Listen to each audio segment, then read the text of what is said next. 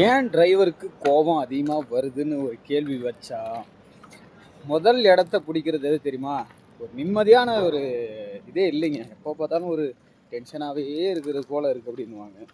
இன்னொன்று எடுத்துக்கிட்டா வீட்டு ப்ரெஷரு, ரோட்டு ப்ரெஷரு, அதனாலே பாதி பேர் ஒரு டென்ஷனாகவே ஒரு மூஞ்சி ஒரு ரஃப்பாகவே வச்சுட்டு இருக்கிறாங்க. நிறைய பேர் பார்த்தீங்கன்னா லாங் போகிறவங்களாம் ஒரு ரஃப்பாகவே இருப்பாங்க. அப்படி இருக்காதீங்க, கொஞ்சம் மாற்றிக்கங்க. அந்த வீட்டு ப்ரெஷர்லாம் தூக்கி வீட்டிலே வீசிட்டு வாங்க.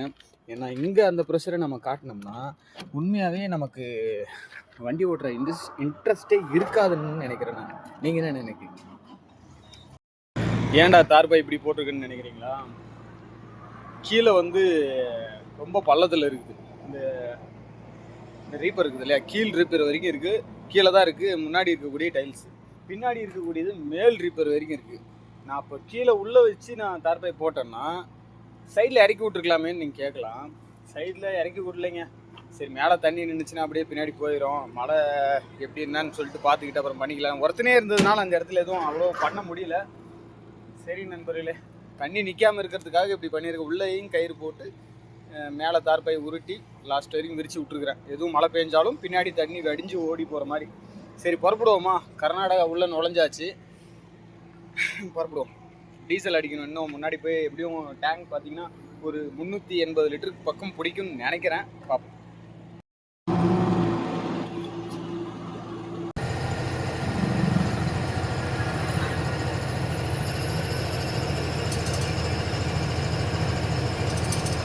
ரவுண்டாக 400 லிட்ரு 36,452 ரூபா டேங்க் ஃபுல் பண்ணியிருக்கோம் டீசல். தான் குளிக்கணும் பங்க்கில், பெட்ரோல் பங்க்கில். டீசல் அடித்து முடிச்சுட்டு இப்போ வந்து நல்லா கூலிங்காக தண்ணி வருது. ஏன்னா கொஞ்சம் வெயில் கம்மியாக இருக்கிறதுனால கூலிங்காக வருது.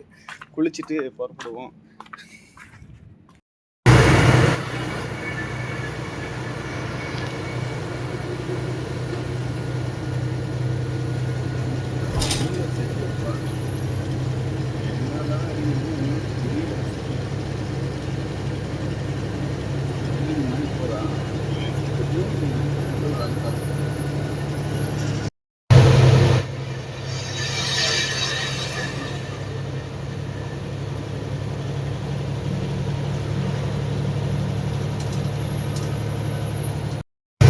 என்னடா ஒரு லாரி இவ்வளோ, ஒரு வண்டிக்கு இவ்வளோ ஒட்டி போதேன்னு சொல்லலாம். தூரத்துல இருந்து பார்த்தா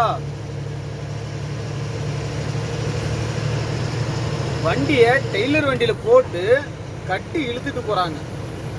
பாருங்க, ராடை வச்சு கட்டி இழுத்துட்டு போறாங்க. இப்படி கட்டி இழுத்துட்டு போறது சேஃப்டியா நண்பர்களே? இன்னும் 347 கிலோமீட்டர் இருக்கு பெங்களூர். 147 கிலோமீட்டர் சித்தர்துர்கா ஹொஸ்பேட்டில் இருக்கோம். கொப்பல் தாண்டி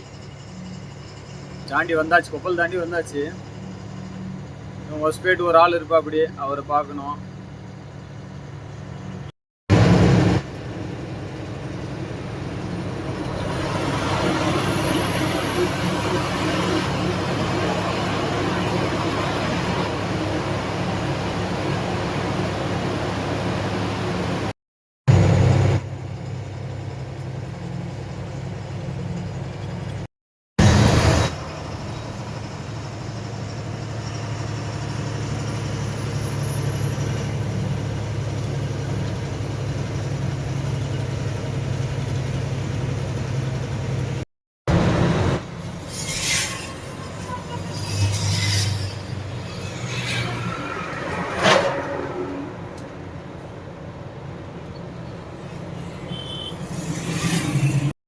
புது டயர் ஒரு செட்டு வாங்கி போட்டிருக்குது.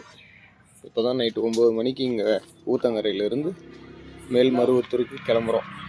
டயர்லாம் சேஞ்ச் பண்ணிவிட்டு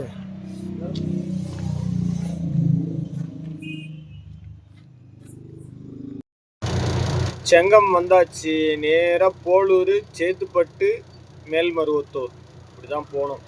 இந்த வழியாக தான் போக போகிறேன். மேல்மருவத்தூர் வந்தாச்சு. மேல்மருவத்தூர் அந்த பாலத்துக்கு அடியில் நுழைஞ்சி செய்யாறு போகக்கூடிய ரோட்டில் இருக்குது லோடு இறக்கக்கூடிய கடை. நைட்டு 2 மணி பக்கம் ஆக போகுது. எவ்வளோ இதுங்க டைம் பார்க்குறேன். 3 மணி ஆகுது நைட்டு. ரயில்வே கேட் போட்டிருக்கிறாங்க. ஃபுல் டயர்டு, போயிட்டு நிப்பாட்டிட்டு தூங்கணும். நிம்மதியான தூக்கம் தூங்கி எந்திரிச்சாதான் நாளைக்கு ஃப்ரீயாக இருக்கும் உடம்பு. காலையில் ஒரு 7-8 மணிக்கு லோடு இறக்குவாங்கன்னு நினைக்கிறேன். அதுவுமே அங்கே ஏதாவது வண்டி இருக்கா என்னன்னு சொல்லி தெரியல, போனால் தான் தெரியும், பார்ப்போம்.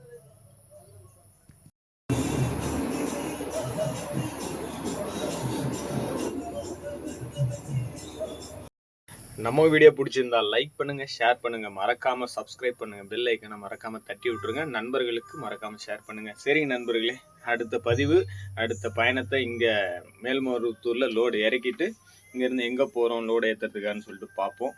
சரி, ஓகே, பாய்.